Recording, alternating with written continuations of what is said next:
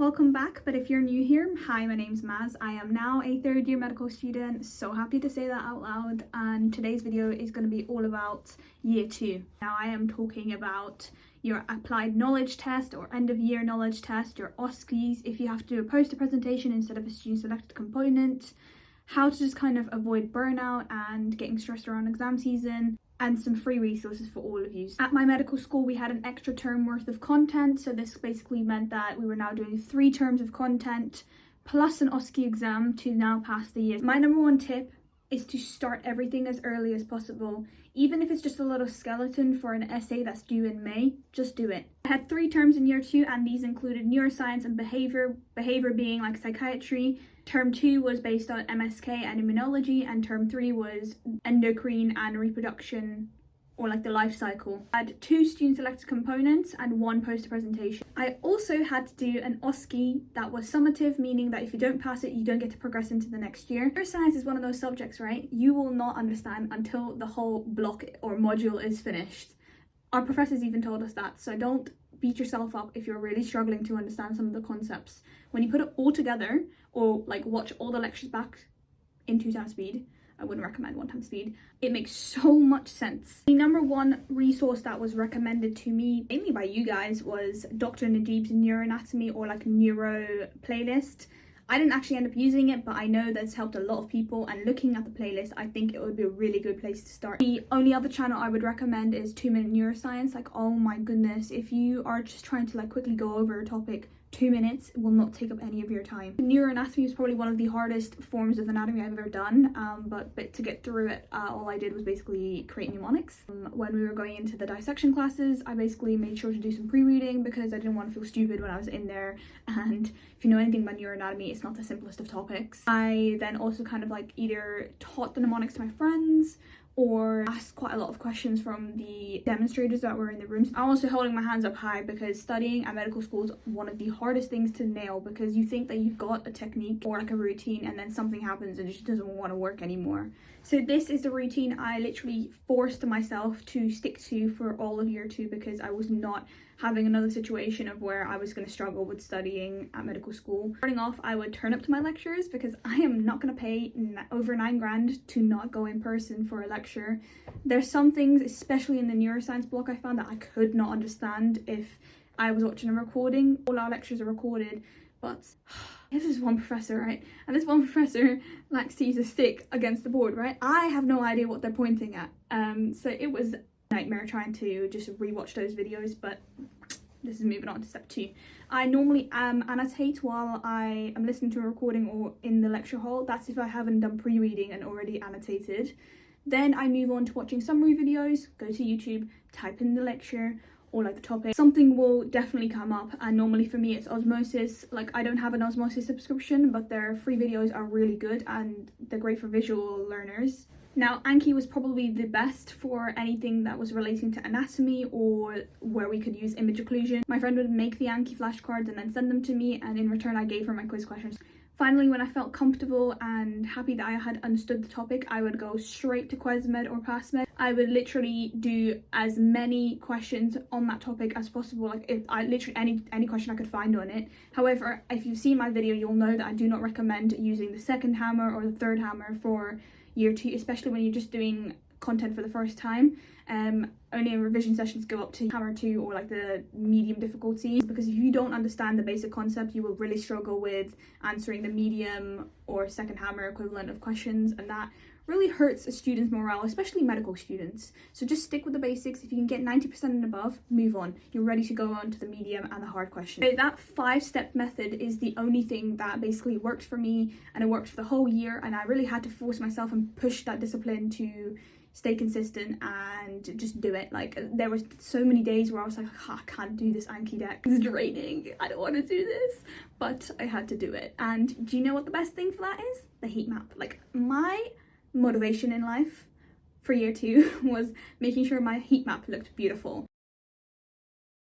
If you don't know what a heat map is, it's an Anki add-on. I'll add the code here, and I would highly recommend that you add one. It basically just keeps a track of how many cards you've done and can tell you when your next reviews are done, or due, not done. Immunology.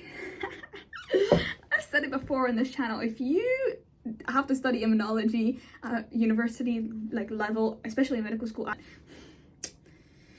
my god, it is hard. The only thing that I would say that really helped me for immunology was like drawing out diagrams of like T cells and B cells, and you get the point. For MSK though, guys, buckle up, I have a lot to say for this. Now, MSK has a special place in my heart, and you know why? Because I studied my ass off for that subject. There are so many muscles, and it's not even just knowing the name of the muscle or where the muscle is. So let's go from the top. You need to know the name of the muscle, the origin of the muscle, where it inserts, the action of the muscle, the innervation, the blood supply, and potentially the clinical relevance. I had to know this for over 70 muscles, okay? That's upper limb and lower limb combined. But you know, me being me, I created an Anki deck. There's one way to successfully learn MSK, and that is by using tables, okay? If you can structure the information, everything I literally just said, into a table, your life will become so easy, especially when it comes to doing active recall on them. Anki tells you when the cards are due. Anki decks are available to download. They are free of charge, but if you want to help a gal out, get through university, you're free to make a donation. I will leave the link in my comments below.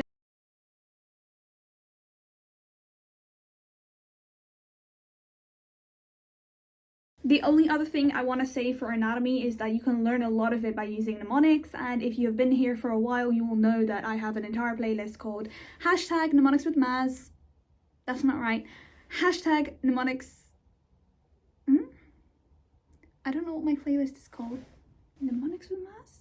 Maybe it is called that. Want free access to those videos? All you have to do is head over to my TikTok and hit the playlist that says Mnemonics with Maz. So the final term was endocrine and basically all things reproduction, the life cycle, gynecology. Now, I loved endocrine so much. I thought the lecturers were amazing at teaching, because we mainly had clinical lectures for that, because endocrine is basically all clinical. There's like nothing else to it. There was a lot of diagrams, okay? If you know anything about the HPA axis, there are so many variations of that. So what I found that really worked for me, whiteboards, drawing things out, teaching it to my friends, and basically doing as many QuesMed questions as possible, because you'll see with clinical conditions there's a lot of clinical conditions isn't everything clinical. Anyway, the point is that you'll see there's a lot of pattern recognition when you do questions, and that's why I really liked QuesMed, because I'd done so many questions on it, so the pattern recognition was really indented in here.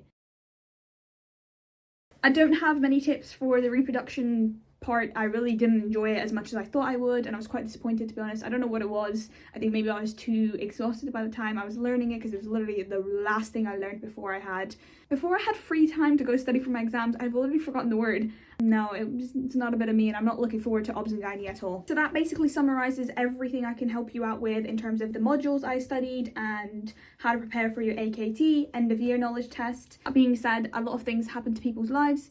And it somehow seems to be year 2 and year 4 where everything goes wrong for people. So don't be judgmental. Actually, just try and support people if you can. If you can't, just look after yourself, because that's what really matters. If you really need help, please go and get the help, because it's free, it's available, and the help will go a long way. Trust me, I know. So moving on to everything OSCE related. If you don't know what OSCEs are, they are basically objective clinical structured exams that every medical student will have to do at some point during medical school. For me, this meant that I was doing a summative OSCE in year 2, which was sequential. So let me break that down for you. Summative meaning that I had to pass it to pass into the next year, as well as my other assignments. Sequential meaning that there was 2 parts to it, so sequence 1 and sequence 2. If you pass sequence 1, you don't have to come back to do sequence 2. What this basically means for you is that you get extra time to study for your written papers, but you also lose out on the chance of doing extra stations in exam conditions. To pass sequence 1, you just have to hit a certain percentage to not be invited back to go to sequence 2. If you're invited back to sequence 2, it doesn't mean that you failed. Most likely that the school needs more data on your performance, and so you will have to do extra stations. So a whole new sequence.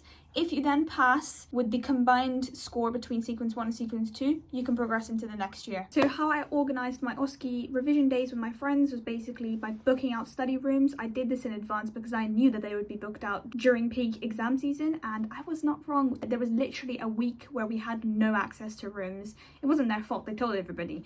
I would then organize what it was I wanted to go over on that day, especially having other people around me. It made examinations particularly easy to do. I would then pre-read before I went in for those sessions, make sure that we kind of summarized and talked about, you know, what was going well, what wasn't going well. The way of doing this is, if you don't have enough people to help you, record yourself and see, are you doing it the way it should be done? Is there anything you need to improve on? Was there something that you maybe missed? Obviously, consent. If there's other people in the video, make sure you get consent to film.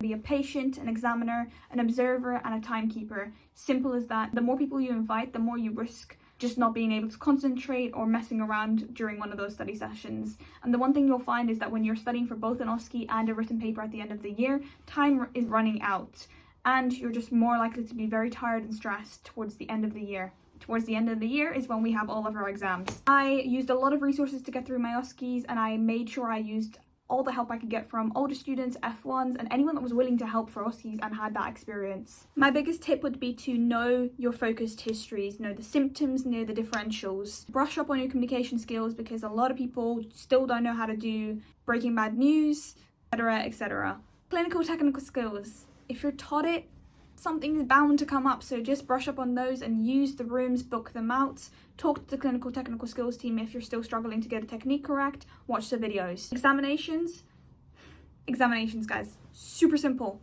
Learn them, do them, and get somebody to watch you do them and examine you. Also watch the videos that are available online from Geeky Medics. I think that was my #1 resource I used. If there is one thing I can guarantee that if you have been taught it, it will come up, is A to E station. We had like a revision period and they were banging on about how you need to know how to do an A to E station. We had like some example stations, and throughout the year they taught us quite a lot of different examples. Lo and behold, when we come to our actual exam day, we had an A to E station. It was not bad. I actually thought it was a pretty good station. I did really well and I practiced a lot for it. There's a lot of resources available for A to E stations, and you just have to have a structure. And please, for the love of God, know when to call for help. Say it with me. 2222 to call for help. Poster presentations, I think, are made out to be a lot worse than what they are. And this is coming from somebody who has extreme anxiety presenting presentations, okay? I was quite lucky. I got a topic that I really wanted to do. It was about rheumatoid arthritis across different countries and a trial of like a medication that was being enrolled. And my partner and I, we had basically matched up based on our abilities of like being able to do research and to present. She also has anxiety, but we both did really well. We started preparing for our post presentation super early. Literally as soon as we got our title, we started on it. For a very long time, we didn't realize we didn't have the correct access to the article, but you know what? We had the skeleton ready, the formatting was all sorted out, and all the content headings.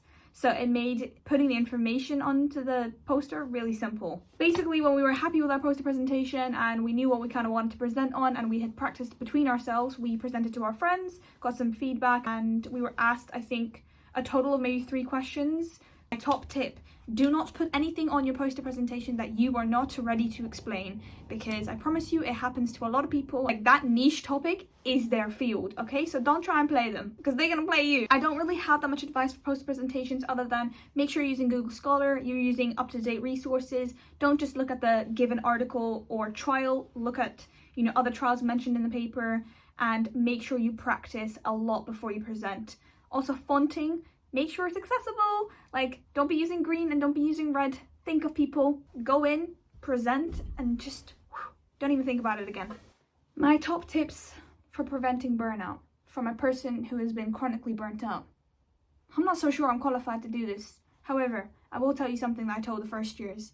Schedule in 1 thing a week and you will have at least something to look forward to. The same way that you should be organized with the timetables, just make sure you have downtime scheduled in. Like, you can have it more than once a week, but I think once a week is the bare minimum, because there are some people that just constantly bang out medical school like there is nothing more to life, and that is very concerning. Whatever you want to do and whatever makes you happy, do it. Please, I beg you, you are a person before you are a medical student. And remember, medicine is a long game. It's a marathon. It's not a sprint. You will go very far if you can manage your burnouts.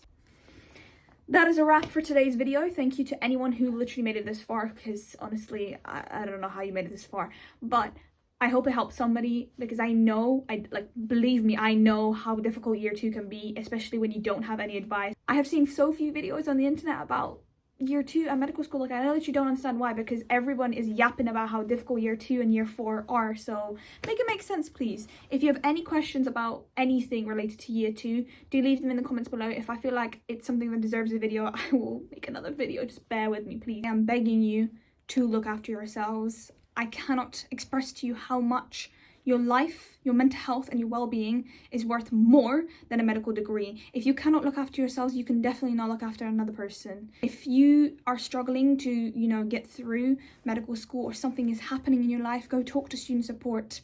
Whatever they document down can then be used for evidence if you need to appeal for exams, or if you need extension to deadlines, if you need a learning support plan. Same if you go to a GP and talk to them about mental health or anything that's affecting you in your life, they can write letters which can then be used for evidence if you need it. And I say this because I know people who have appealed and they've really struggled because they've not had evidence, and basically the school's response is that you need to leave the course. Do things that make you happy and enjoy your journey during medical school, because that is literally the only way you will survive this course. And I will see you in my next video, which I don't know what that's gonna be yet, but yeah, see you then. Bye.